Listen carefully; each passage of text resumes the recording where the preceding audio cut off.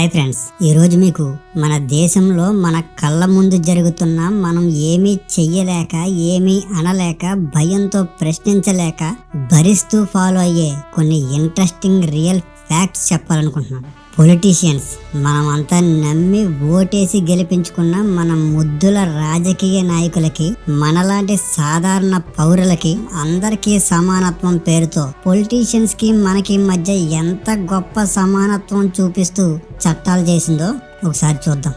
First point friends, మన దేశంలో ఒక వ్యక్తి రాజకీయ నాయకుడు కావాలనుకుంటే అతను ఒకేసారి 2 స్థానాల నుంచి ఎన్నికల్లో పోటీ చేయొచ్చు. కానీ అదే వ్యక్తి మాత్రం 2 చోట్ల ఓటేయలేరు. ఇక్కడ నాకు డౌట్ అండి, మీకేమైనా తెలిస్తే కింద కామెంట్లో కొంచెం క్లారిటీగా ఇవ్వండి దయచేసి. అసలు ఈ చట్టం ఇలానే చేయడానికి గల కారణం ఏంటంటారు?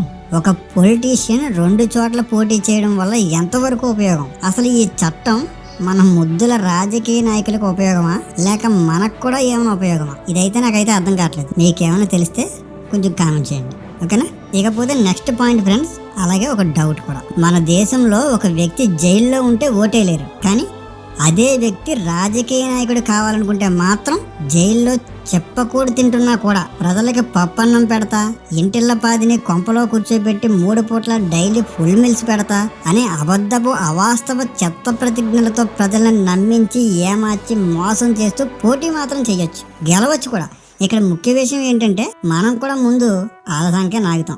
అదే వేరే విషయంలో పక్కన పెట్టేసి ఈ పాయింట్కి వద్దాం. ఇక్కడ నాకు అర్థం కానిది ఏంటంటే, నేరస్తుడికి పిల్లనివ్వాలంటే 1,00,000 సార్లు ఆలోచించే మనల్ని పాలించే రైట్ మాత్రం నేరస్తుడికి చక్కగా చట్టం పేరుతో చిక్కటి చిరునవ్వుతో అందించేస్తాం. ఎందుకు? అసలు ఈ చట్టం అవసరమా? అవసరమైతే ఎందుకు అవసరం? నాకు అర్థమైతే లేదు. మీకేమైనా అర్థమైతే కొంచెం కామెంట్లో తెలియజేయండి, దీన్ని తెలుసుకుంటాం, సరేనా? ఇకపోతే ఫ్రెండ్స్, నెక్స్ట్, మన దేశంలో ఒక వ్యక్తి ఎప్పుడైనా కర్మగాలి జైలుకి వెళ్ళాడా అంతే కథం. ఇక ఆడి జీవితకాలం ఎంత ట్రై చేసినా, ఏ దేవుడికి మొక్కినా, ఎన్ని పొర్లు దండాలు పెట్టినా ప్రభుత్వ ఉద్యోగం అయితే రాదు, ఫిక్స్. కానీ అదే వ్యక్తి మర్డర్లు చేసినా, మానభంగాలకు పాల్పడినా, ఎన్నిసార్లు జైలు శిక్ష అనుభవించినా కూడా మనల్ని పాలించే ప్రధాని అవ్వచ్చు, అలాగే రాష్ట్రపతి కూడా అవ్వచ్చు. అబ్బా, వాట్ ఏ వండర్ఫుల్ సమానత్వమైన సెక్షన్. కానీ ఇది అవసరమా? అవసరమైతే ఎందుకు అవసరం? ఎవరికి అవసరం? అసలు దీనివల్ల ఎవరికి ఎక్కువ లాభం అనేది నా మట్టి బుర్రకి ఎంత సించినా అర్థం కావట్లేదు. మీకేమైనా తెలిస్తే కొంచెం కామెంట్లో క్లారిటీ ఇవ్వండి. నాలాంటి హాఫ్ నాలెడ్జ్ గల అందరం ఈయన తెలుసుకుంటాం, సరేనా ఫ్రెండ్స్? ఇకపోతే నెక్స్ట్, మన దేశంలో ఒక వ్యక్తి నిరాడంబరమైన ఉద్యోగం పొందాలంటే ఒక రేంజ్ గ్రాడ్యుయేట్ అయి ఉండాలి. సైన్యంలోకి వెళ్ళాలంటే మైనర్ అయి ఉండాలి. 10 కిలోమీటర్లు పరిగెత్తి డిగ్రీ చూపించాలి. కానీ అదే వ్యక్తి ఇదే వ్యవస్థలో అక్షరం ముక్క రానప్పటికీ, పిరికివాడైనప్పటికీ, అర్హతకి తగ్గ చదువు లేనప్పటికీ అతను మన దేశ ఆర్థిక మంత్రి కావచ్చు, లేదా మన చదువుల్ని చక్కదిద్దే విద్యాశాఖ మంత్రి కావచ్చు, మనల్ని రక్షించే డిఫెన్స్ మినిస్టర్ కూడా కావచ్చు. మరి ఇదేం లెక్కో, అసలు ఇది ఎలా న్యాయం అవుతుందో నాకైతే అర్థం అవ్వట్లేదు. మీకేమైనా అర్థమైతే దీనివల్ల మన దేశానికి నష్టం కన్నా లాభమే జరుగుతుంది, ఏం తెలిసిరాబోయే నీకు అని నా నమ్మకాన్ని తప్పుపట్టి మీరు నమ్మకంగా ఫీల్ అయితే, దీనివల్ల మీకు తెలిసిన మన దేశానికి కలిగే లాభం గురించి కొంచెం క్లుప్తంగా రాసి వీలైతే మన కామెంట్ బాక్సుల్లో పెట్టండి. నాలాంటి అజ్ఞానులు అందరూ చదివి చక్కగా తెలుసుకుంటాం.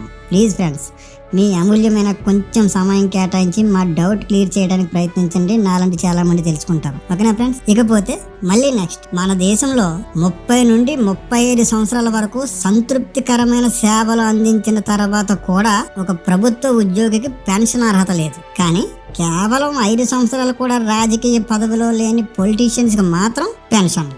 మళ్ళీ ఎన్ని రాజకీయ పదవులు పోషిస్తే అన్ని పెన్షన్లు. ఇది ఎక్కడ న్యాయం సార్ అని ఎవరైనా నోరెత్తితే, చట్టం మా చుట్టం రాబాయి, అడగడానికి నువ్వెవడ గొట్టం అని మీదలిపోతారు. మీరు చెప్పండి, ఈ చట్టంలో న్యాయం ఉందా? ఉంటే ఏ కోణంలో దీన్ని న్యాయంగా పరిగణించవచ్చు అనేది నా ప్రశ్న. దీనికి సరైన సమాధానం మీ దగ్గర ఉంటే కామెంట్లో చెప్పండి. విని ఓహో ఇదా మ్యాటరు, అయితే రైటే అని ఎవరంగా అందరం తెలుసుకుంటాం, సరేనా? ఇకపోతే ఫైనల్గా ఈ డౌట్స్ అన్ని నాకు వచ్చినాయి కాదండి, మన ముంబై హైకోర్టు సీనియర్ న్యాయవాది అయిన డికే శ్రీవాస్తవ గారు రాసిన పోస్ట్ లో నా జ్ఞానం పెరగడం కోసం నేను చదివిన మాటలు. ఆయన ఈ సిస్టమ్ పై న్యాయంగా సంధించిన ప్రశ్నల బాణాలు. నాయకులకు మరియు ప్రజలకి ఇద్దరికి ఒకే చట్టం ఉండొద్దా, అది ఇప్పుడు ఉందా అనేది మీరు తెలుసుకోవాలి. మన దేశం మొత్తం మీద యువతకి దీని మీద అవగాహన రావాలి. దీనికి మీ మద్దతు కావాలి. దీన్ని ఫార్వర్డ్ చెయ్యాలి.